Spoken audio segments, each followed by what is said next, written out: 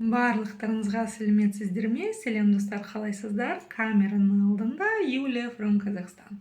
Приветствую вас, дамы и господа, товарищи, друзья. Перед камерой Юлия from Казахстан. Мы продолжаем учиться читать по-казахски. И сегодня у нас с вами два новых словосочетания. Ұшақ базасы означает авиабаза, и ұшақ конструктора, авиаконструктор. Давайте скорее научимся это читать. Итак, первое слово, которое объединяет два этих словосочетания, это слово «ұшақ». «Ұшақ» – самолет. «Ұшақ». Как научиться читать букву «У» с черточкой снизу? За основу нужно взять букву «О» обыкновенную. Да-да-да, обыкновенную букву «О» из русского алфавита. «О», да, произнесли. А теперь произносим ее достаточно коротко. О, о, о. То есть только начали произносить и тут же закончили.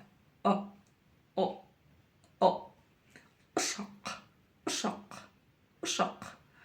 И теперь нужно научиться произносить букву К с хвостиком снизу. За основу берем обычную букву К, но пытаемся или откашляться, или отхаркнуться. Ну а для тех, кто немножко простыл, прям вот тренируйте букву К постоянно. И сразу вылечитесь. Отвечаю. Шаг, шаг, шаг, шаг.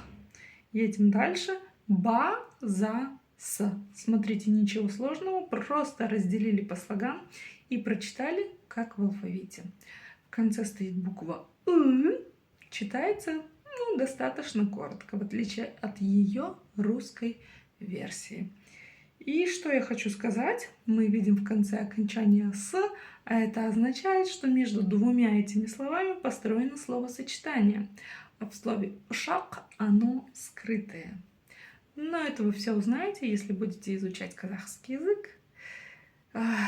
Со мной хотела сказать я. Ладно, едем дальше и разбираем с вами второе словосочетание. Ну а здесь вообще все просто. Слово «шаг» мы уже научились читать, а дальше слово «конструктор». Слово «конструктор» читаем по правилам русского языка. Хотя, конечно, возможно, оно не из русского языка, но в данном случае читается оно по правилам русского языка ровно до того момента, пока мы не увидим с вами букву «ы» в конце.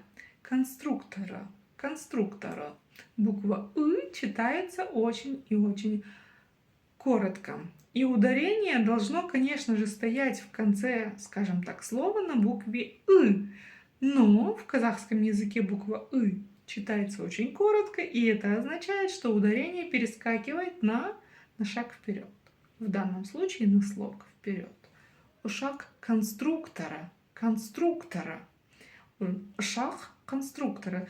А в данном случае, даже не на слог вперед, а на букву У, как и в русской ее версии. Конструктор, да? Конструктор. Шаг конструктора, а не шаг конструкторы. Вот и все.